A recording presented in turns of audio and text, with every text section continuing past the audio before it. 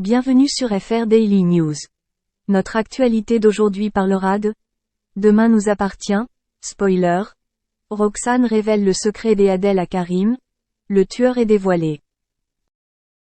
Alors que Barr est toujours dans le coma dans Demain nous appartient sur TF1, l'enquête sur son accident avance à grands pas. Depuis un moment, il est clair que Kalkoun en veut au propriétaire du Spoon. Le film parle d'Héloïse, la sœur jumelle d'Adèle, mais elle a réussi à garder le secret jusqu'à présent. Elle demande d'abord à Cléa de le droguer et de faire semblant de passer la nuit avec lui pour qu'Adèle ne lui fasse plus confiance. Lorsque ce plan a finalement échoué, elle est passée à la vitesse supérieure en tuant Fabio et en accusant Barr de meurtre. Roxane découvre qu'Adèle a une sœur jumelle sur TF1.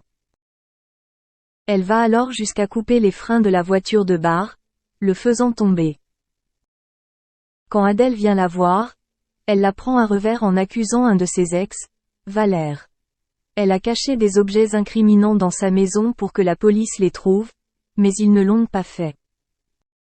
Pendant que Karim capture Valère, Roxane laisse entendre que les choses ne sont pas si simples et découvre alors qu'Adèle a une sœur jumelle. Elle pense qu'Héloïse se fait passer pour elle et la manipule.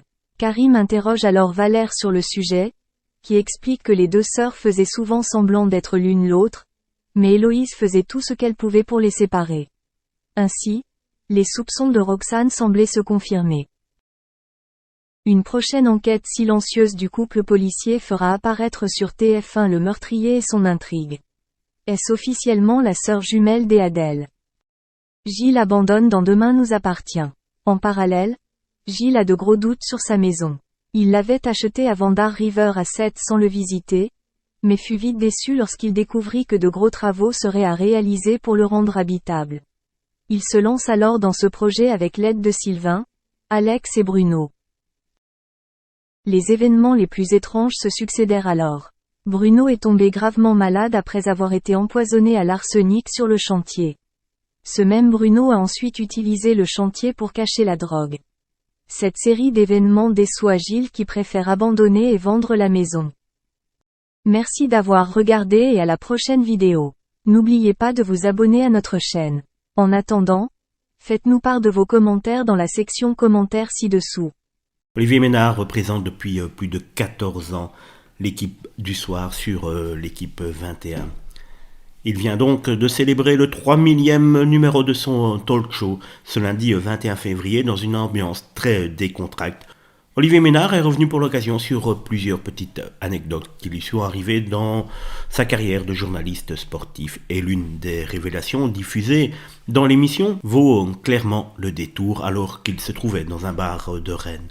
Olivier Ménard était en train de faire des selfies avec plusieurs clients de l'établissement, pensant logiquement avoir été reconnu. Le présentateur, âgé aujourd'hui de 51 ans, avait en fait été confondu avec un certain Xavier Dupont de Ligonnès, une incroyable anecdote racontée de cette manière. Je suis dans un bar, les gens commencent à me reconnaître, on fait des selfies. Et à la fin de la soirée, je vois un gars au loin et je me dis tu ne vas pas y couper à ton petit selfie. Il s'approche, il regarde vers le bas, je vois qu'il a un brassard de police. Il me dit que c'est pour un contrôle d'identité. Complètement débousselé par ce qui était en train de se passer, Olivier Ménard a directement